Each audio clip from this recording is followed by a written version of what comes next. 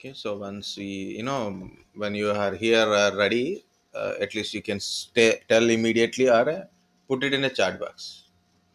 Otherwise, I don't know what. Yeah, just we completed what is SAN, what is NAS, what is DAS kind of stuff. Okay, so like a directly attached storage, physically we are attaching a disk to the server, that is called a DAS kind of storage. NAS, it's a central storage and storage devices. We are accessing through the storage. We are accessing through the network by using a protocols, um, NFS and CAFS.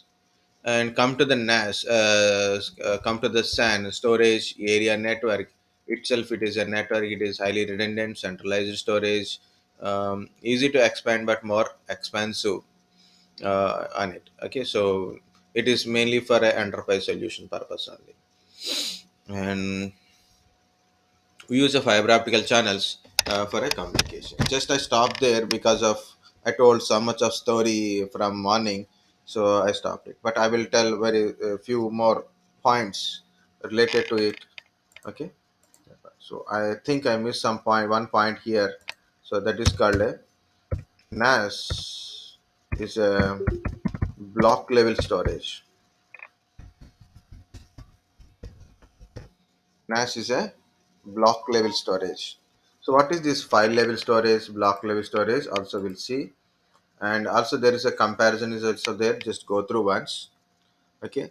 Dash least complex, lowest setup cost. NAS best solution to specific situations, complementary to Dash and SAN. SAN is a high performance, has most features we have in this one. So here it is, block level storage and file level storage. Okay, so see what is this file level storage and a block level storage, what is LAN kind of stuff. Just we go through it. And of course there is a few more points. Yeah, so when we got in a mind, then immediately had to take HBA. Remember this word, HBA, FC, fiber optical channels, FC, OE. So what is this? So compulsory verified. The first one is file level storage or a file level access. Okay, file level storage or a file level access. NAS is basically file level storage. So we'll see what it is. Here is my system. Again, same thing. Here in my storage, mean my hard disk. So think like this. I will go back like a. This is my E drive. Okay, this is my disk storage. This is my data, and I share by folder, and the folder contains data. Okay, right? So this data I'm accessing. This data I'm accessing. Okay, so I'm accessing files and folders, pictures, music. Just like anything is a file only. So basically, it's a text file or maybe a picture file or maybe it can be a video file, right? We accessing like a files only.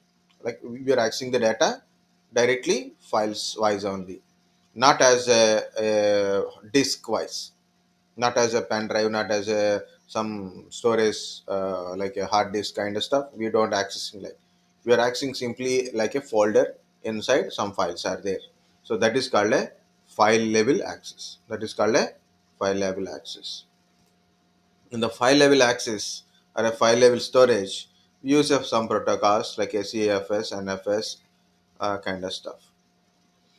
Use block level storage on a storage backend. So backend is a block level storage, that's we'll see later. Guys, you look at here.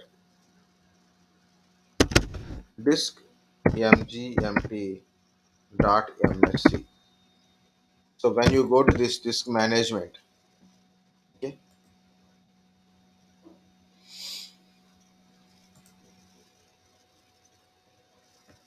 if you look at, I have a two hard disk. Actually, I physically attached a two hard disk. Yesterday I showed, I think so. Okay, physically attached a two hard disk inside. If I attach physically more hard disk, hard disk will show here. So just like because we don't have a much times to show you that one, so how really it is look like. So that's why I can't show you the network attached related one. But look at this one, how physically these disks are attached. It is look like, okay, it is how it is look. Same thing, same thing in a block level storage. It means this is my storage bay, this is my hard disk, this is my hard disk. Think it is something around 4 terabyte of disk. My disk size is 4 terabyte. Inside I have a, okay, so forget about it. This is my 4 terabyte of total disk space.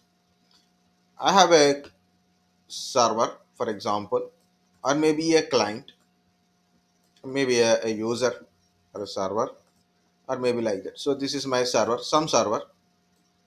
For example, it is a web server. Okay, this is a web server. It want to store the data, so web server data you want to store into the drive. The attached drive means it contains its own server, so one hard disk like a ssdr and all. It is not for a storing a regular data, it is storing for a operating system and application purpose only. Like ssd I used, for example, or a normal hard disk I used. But I don't want to store the data, I want to store the data in a separate hard disk. In a separate hard disk I want to store the data, and the hard disk must be centralized one, not directly attached. I don't want hard disk which is attached to my server directly. The hard disk must be centralized. How it is possible? Guys, understand the scenario. I want some hard disk. For example, hard disk size is 200 GB. I want 200 GB hard disk. Okay, and the hard disk should not attached, means no dash. I don't want dash storage. Okay, I want a hard disk, but I don't want to attach to my physical server directly. Now how it is possible? Then I will contact my storage admin. Okay, this is a admin, storage admin, and I ask, "Arey admin, I want 200 GB disk. I want 200 GB hard disk." So what this storage admin will do, he create a disk space, okay, from the existing storage, from 4 terabyte only. In the 4 terabyte of storage space, he created a small disk space. So the size of the disk space is 200 GB. Disk space he will create and send it to the storage. And here it he will tell attach it to server 1. Then it will attach here. The original storage is here, and it is look at here like this. For example, if you see, look at here. For example, this is my 1 terabyte of disk 1 is there. So think, actually it is stored, actually it is in a different location, means it is in the center location, but it is look like a attached in a local disk. So for this server, for this server, okay, this disk is look like a local disk, but as reality this is actually in the central location. So this type we call it as a LUNs. What we call this 200 GB is LUN, logical unit number, LUNs. We creating a LUNs and assign the LUNs to different machines, clients. So they will attach and access the data, or store the data into that disk. You store the data here, the data actually stores in this disk only. So this is a LUNs. So this is called a block level storage. Block level storage. Here it is. high performance, often SAN based, present lens to servers. It is not most cost effective. Okay, because we have to use a SAN or iSCSI techniques to share the disk space. We are not giving 4 terabyte. We are giving a small space from the existing storage space only. So that is called this one. Of course, already I told, to manage these LANs and all, we need a file servers or a file server related applications like a NetApp, ONTAP kind of stuff. So then we can able to manage this one. Guys, understand file level storage and block level storage. Yes, sir. Okay, very good. Because remember this block level storage, because if you go to AWS cloud or Azure cloud, and there is also one service called S3 bucket and EBS, elastic block level storage, something is there. EBS. S3 is like a file level storage. S3. EBS is a block level storage. Okay, so there is also these names are there: storage related, file level storage and block level storage. So what is the thing? Yeah, fiber optical channels. I said now few things you should remember. That is HBA card. You know, when you are connecting a disk to fiber channel kind of stuff. Okay, so when you are connecting a server to storage with the switches. Okay, so entirely it is a fiber optically channels wires we are connecting, right? So we need a adapter. Like we have a PC with a RJ45, okay, RJ45 cable or a port like this. You can see. I'm going to images.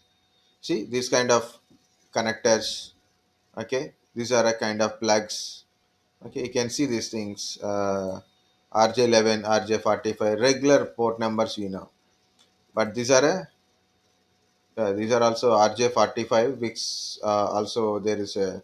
This is the right side. You can see the small one. That is not RJ45. That is fiber optic. Okay.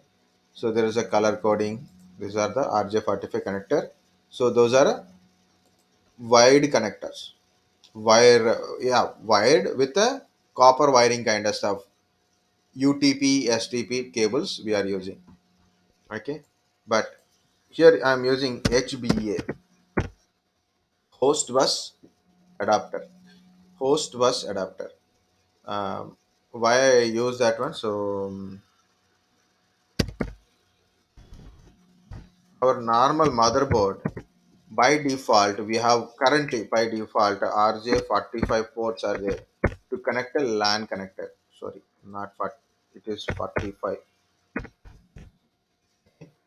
So on motherboard, so like this is the motherboard example. Okay, see USB port, RJ45 board. Even if you take a laptop, on laptop you will get a RJ45 connector. If you need more, if you need extra, or maybe on board you are not working. Okay, so you have to take a adapter. So what is that adapter name? NIC, network interface card is required to connect to the network interface, right? So like this, you need a NIC. So we have to insert into motherboard, and then this side you will connect our LAN cable. Same goes for a HBA. Same goes for HBA. Same as HBA. What is HBA? Same thing. It is also a card, like your NIC card. We are inserting into your server motherboard, but here we connect. What we are going to connect here? Not RJ45 UTP STP cables. We are connecting fiber optical cables. We connect fiber optical cables. Okay. So we connect a fiber optical cables. So I want, yeah, so you can see a small diagram. So these are a storage array, HBA connectors to these machines connected to the fiber optical switch.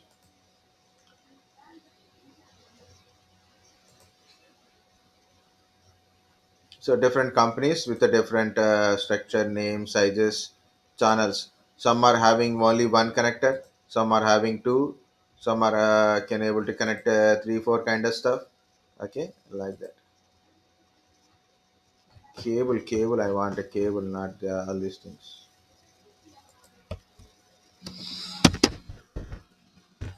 Fiber optical cable. I wanted. Why this is? Yeah, like this. These are the cables. So directly, it's not a regular cable like you will get. The cables are like this. Okay, full like this. You will get it. Okay. So different kind is there. Different kind of cable connectors also there. Okay. So some are like directly. Maybe you've seen any fiber optical geo network kind of stuff. You can see it, but here it is little bit different. See. Okay. So entire communication by fiber optical switches, fiber optical cables, fiber optical LAN cards type, HBA. We should not call this one as a LAN card here because it's not a Ethernet card. It is a fiber optical related one. So you have to call that one as a HBA, host bus adapter. Okay. So that is a very important. Next,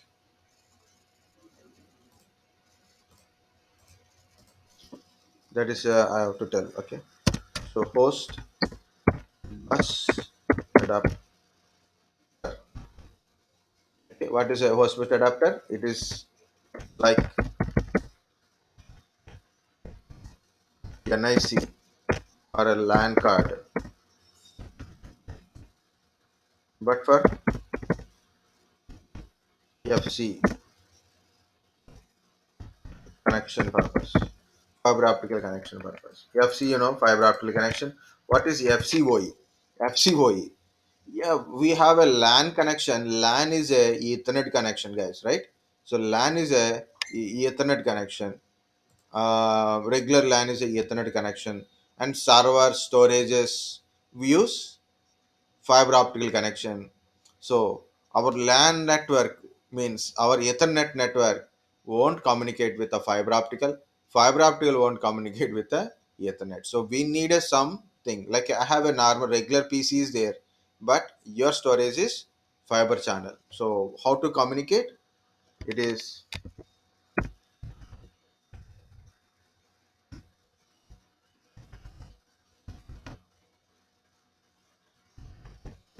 over Ethernet. Fiber channel over Ethernet. So when you are connecting a fiber channel to Ethernet connection, so you may require this adapter. Very simple. FCOE. Fiber channel over Ethernet. You can see the diagrams are like that. So LAN network communicating to fiber channel network. Okay, like that. So we can able to communicate.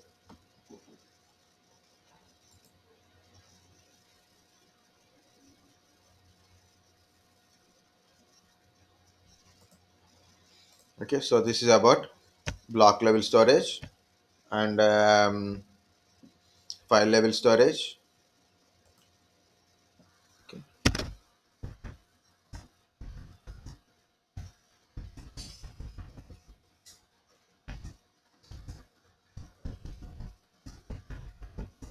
I'm not writing anything here, so you must read it from the PPT. This is about your block level storage, file level storage, host bus controller, fiber optical channels, and your fiber optical channel over Ethernet. Okay, so there are a lot of things are given. So one only I will explain now.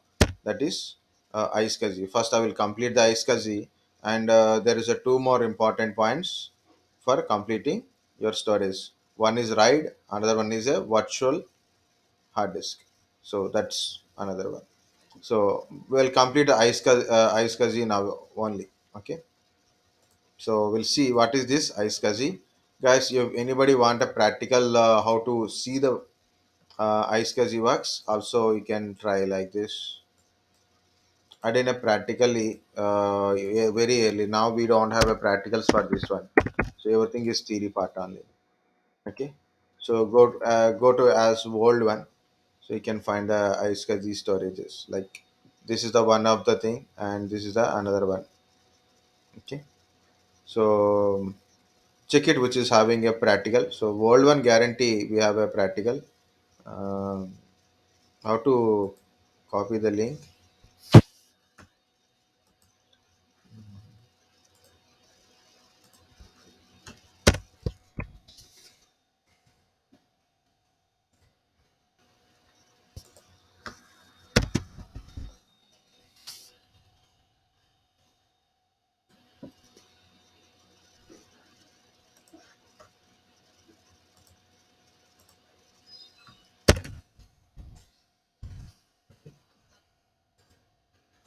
Actually, earlier we showed in a practical manner. Now what happened?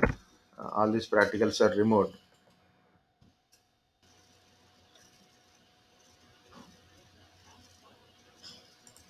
Okay, try.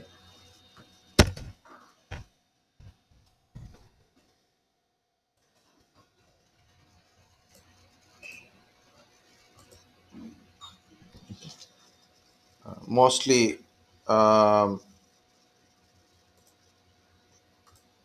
the first one may have a practical. I will also verify if possible about the iSCSI. Okay, practical.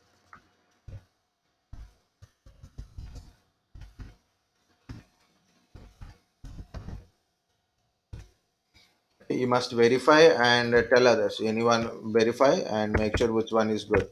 So you can split in yourself also, no problem. Okay, and watch it and which one is you feel good, and then you can tell to others. So then they will tell. They will also watch it.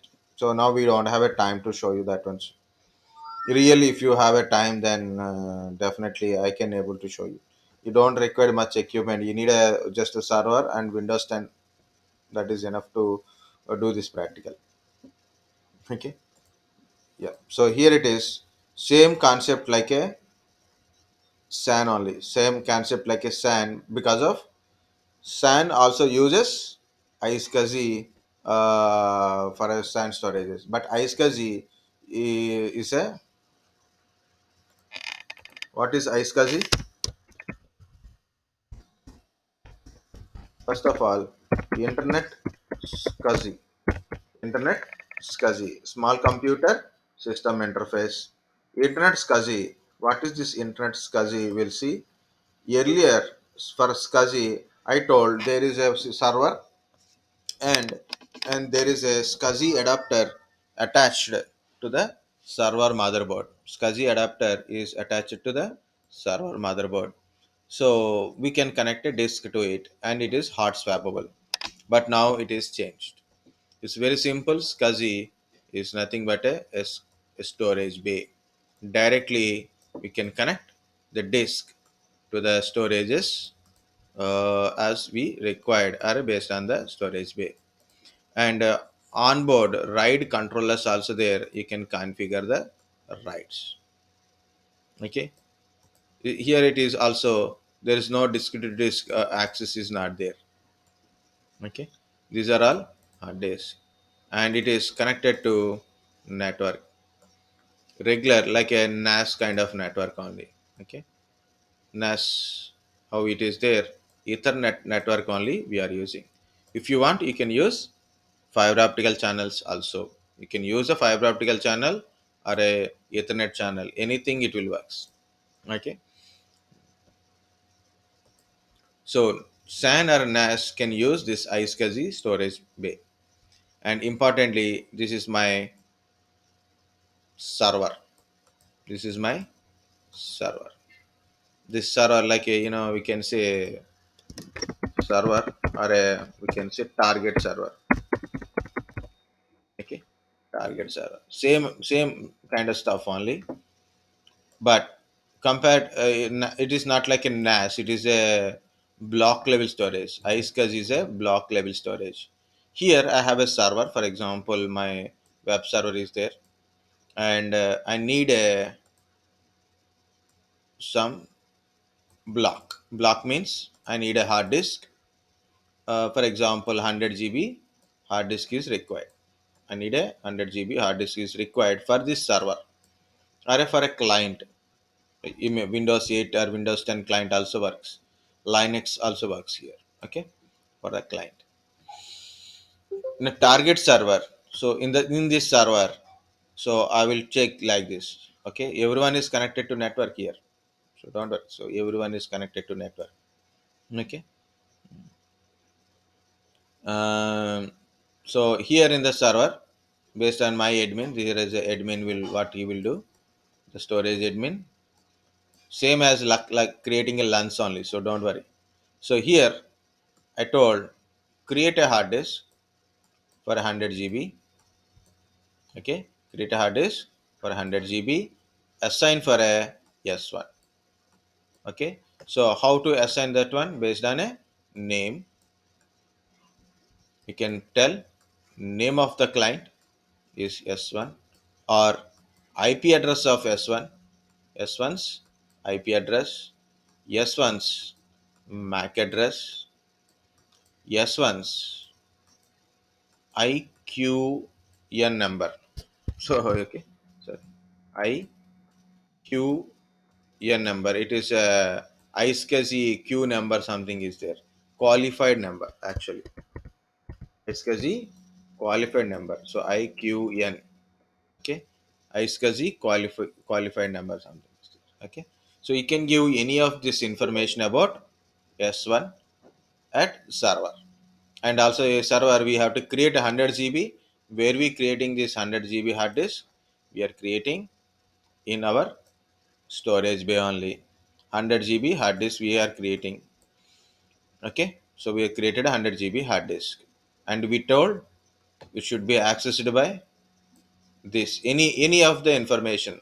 Name is S1 or maybe IP address of the server or maybe MAC address of the server or IQ number of the server. In S1 machine, how to go to iSCSI initiator. iSCSI initiator. iSCSI initiator. In the initiator, I have to tell my target server information. Okay, so there is a target name is there. This is the target name. Or you have to tell target server information, or you have to tell about target. This is the target. Okay, this is the target. Okay, so you have to tell the information. So obviously it go to the your target server. In the target server, and you are asking for a disk. Okay, you didn't ask for a this particular disk. You are asking give me my disk. Just you are asking give my disk. So it is already allocated, and it will tell this is your disk, take it. So we are getting disk like this. What you are doing, you are asking this server, I want the disk which is assigned to me. I want a my disk which is assigned to me. That server, what is your server will do, your storage server will do, it will assign this disk to you. Then you will get attached with a 100 GB hard disk and you can use it. This is a block level storage like a SAN only. So small differences, in a SAN we use a fiber optical channels, heavy redundancies. Of course, SAN also uses iSCSI. SAN also uses iSCSI. Okay, but iSCSI alone, it works with the IP network only. iSCSI works with the your regular IP network only. Don't require any fiber optical channel protocols. Other protocols are not required. Just IP network only we are able to access. Okay, this is how it is works. iSCSI storage. It is a block level storage. Block level storages. Okay, so access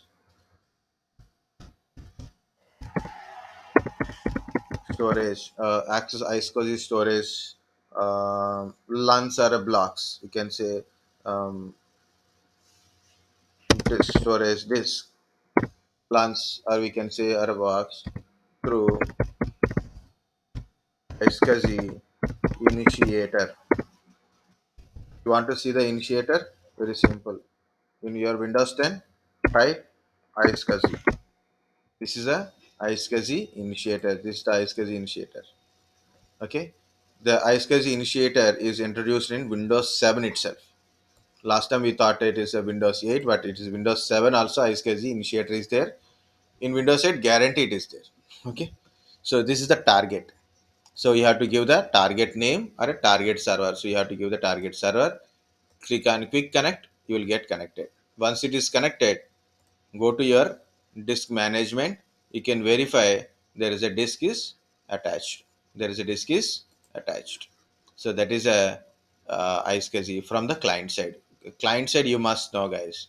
Server side, as a fresher, you may not understand, or maybe you do or do not. But client side is very important. Always, whatever the technology you're learning, the first important is client side. It means, for example, DHCP practical, whether you know the server, how to configure server or not, how to manage the server of DHCP or not, you may not know, that is okay, no problem. But client side, are you getting an IP address? Are you can able to troubleshoot the IP address? Like that is important. Again, DNS. At a client side, are you given a correct DNS server address? Or are you your IP, your name and IP address is resolving or not?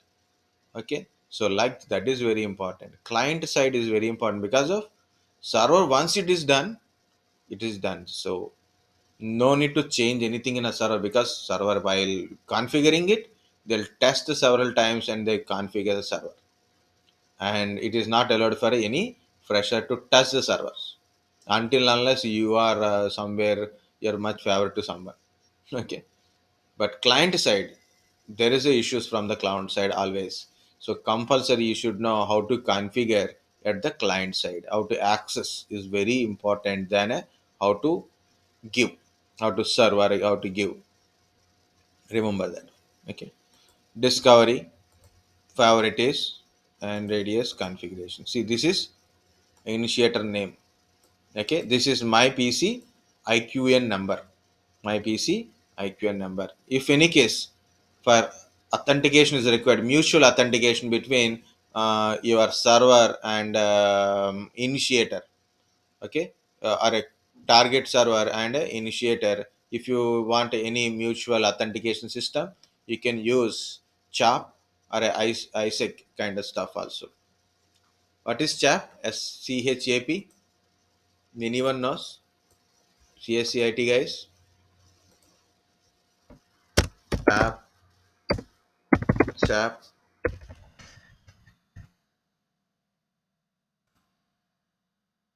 Hmm?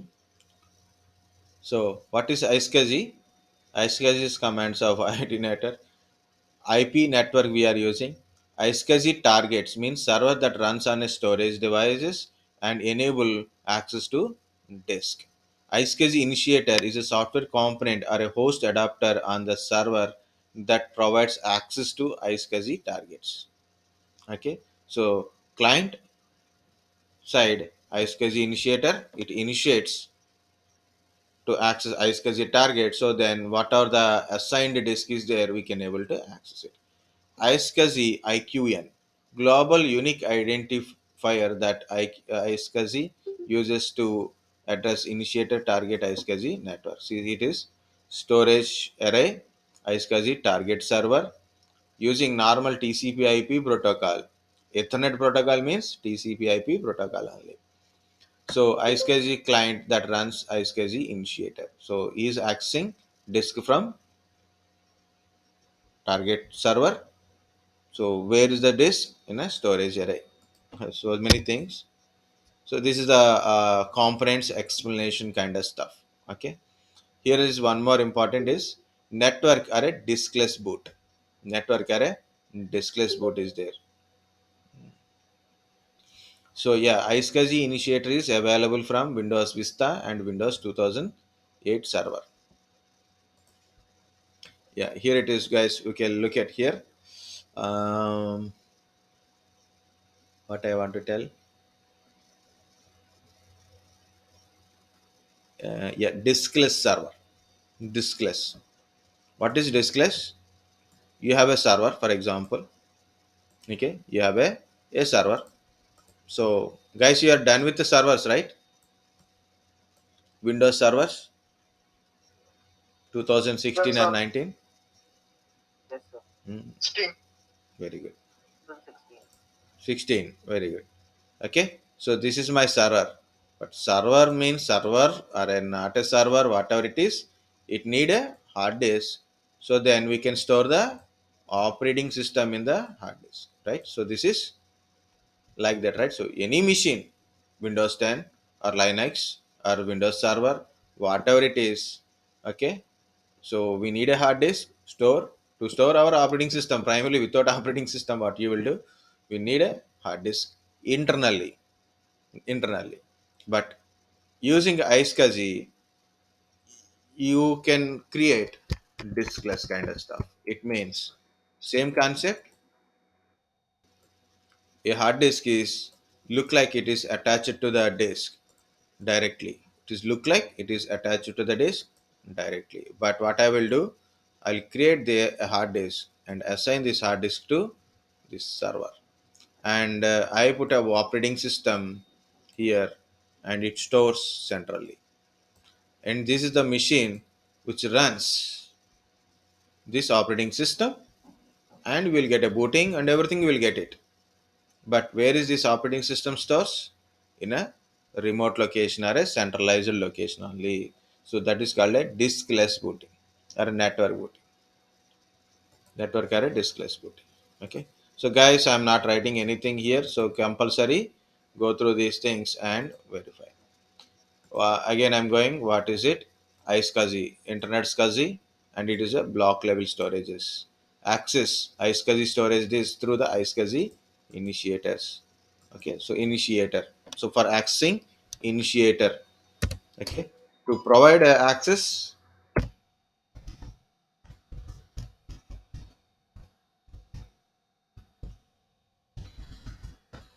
Okay, to who will give the access? That is your target server.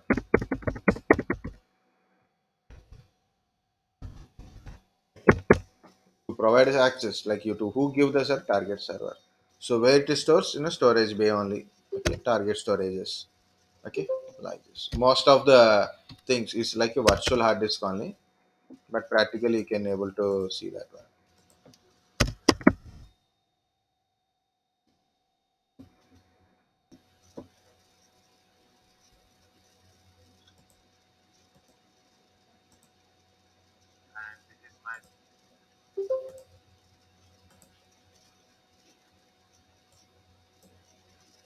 I don't know whether you can view or not. See, this is my iSCSI. This is my Windows server. So I have a disk are there. So okay. So I think initially, so I installed iSCSI target server in my server. Okay. Next, it's a role installation. iSCSI target server role installation. Okay, this is a I create a virtual hard disk here. Okay, so I'm going to create a one virtual hard disk E drive. Just I given a name for the virtual hard disk or virtual hard disk one. So I given a 10 GB for a storage dynamically expanding disk. Okay, yeah, you can give 1 terabyte. Okay, new iSCSI target because target is not yet created name. And initiator means I given a permission to access by client. So I given a client information here. So by name, okay, I given a client name. So my Windows 10 only I given. Okay, we can give options. Okay, So if you see this one practically,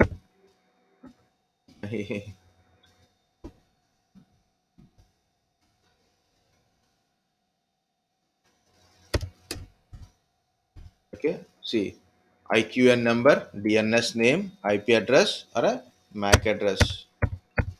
You can give by anything. So I given by name itself, like our IP address, given by IP address, and this is for authentication from server to client, client to server. Okay, so mutual authentication, CHAP or a reverse CHAP. Okay, not yet connected. So now I'm going to client side. Okay, so this is my client. In a client, I open iSCSI initiator. That is iSCSI initiator. I open, and because of it is in a domain, it will ask for a um, accessing, and it is telling a service is not running. Okay, I started service. So this is iSCSI initiator. In the target, I am putting my target name, and it is not recognizing that one. So I am putting server name. Okay, instead of target name, I am putting a server name. Server IP address I given directly. Name or a IP address, it's okay. Now I click on a connect, recognize. So I went to the disk management.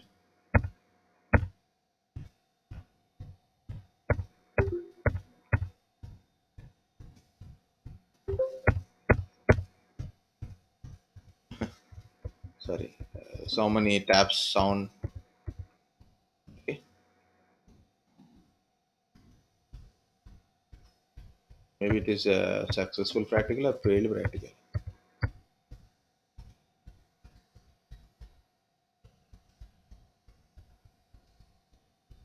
So better to view before we commit. Yeah, it is successful practical only. Problem is I don't understand where I used it. Yeah, this is the Windows 10 I open, right? Yeah, see if you see disk 1, disk 0 by default hard disk, but disk 1 is my iSCSI disk. You can see 1 TB of disk, 1023.98 GB.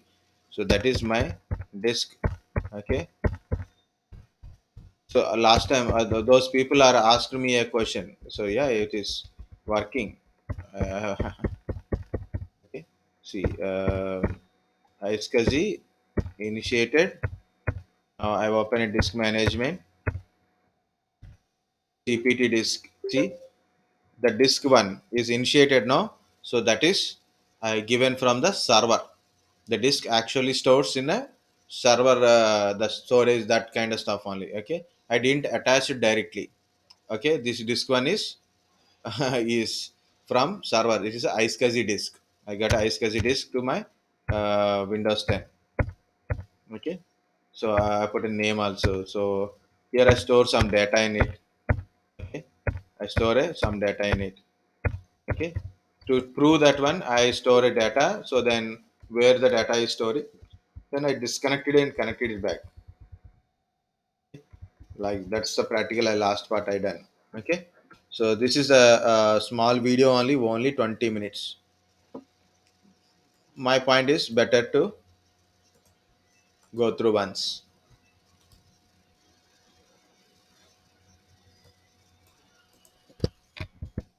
Okay, I will share this link anyway.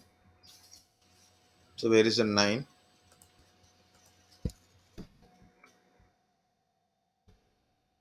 So world one, last year batch, and also I'm sharing links here. These three links. This is having a practical, and these two I don't. So having maybe having a practical. I'm how to check it once again. Other you check it and tell. This is a small one, huh? So that's better. Okay. So guys, this is about iSCSI. What is the iSCSI? Internet SCSI. Okay, and it is a block level storage, and client initiate the access of um, storage from the target server. Target server already created a target for the client, So when it is initiated, and we give the disk, and it is heterogeneous storage, server application storage purpose, and a network or a diskless booting purpose, lab environment, easy in the lab environment. Okay, authentication. Okay, query initiator component. Okay, there's few more things are there in a iSCSI. So it is a mainly centralized storage purpose, and iSCSI is also used for SAN storages purpose also, and you can make it as a high availability vendor information. Okay, high availability also. Alternative solutions for iSCSI are a fiber channel over Ethernet InfiniBand. Because of iSCSI mainly use TCP/IP network through internet through our regular network also. You can use iSCSI mainly. Okay, the core storage band. There are so many other things are there. This is a data center binding, MPIO multipath input output kind of stuff. Okay, this is, you can read it by SMB, server message block, usually protocol for sharing a files. Okay, this is how you can type a commands, like PowerShell commands for a sharing. Okay, if you want to do sharing with the PowerShell commands, so what type of PowerShell commands are there? This is about what is NFS. Okay, NFS, CAFS kind of stuff we'll discuss in we will discuss in what we can say in Linux. Okay, there I will tell NFS kind of stuff. Okay, yeah. So that's it about you.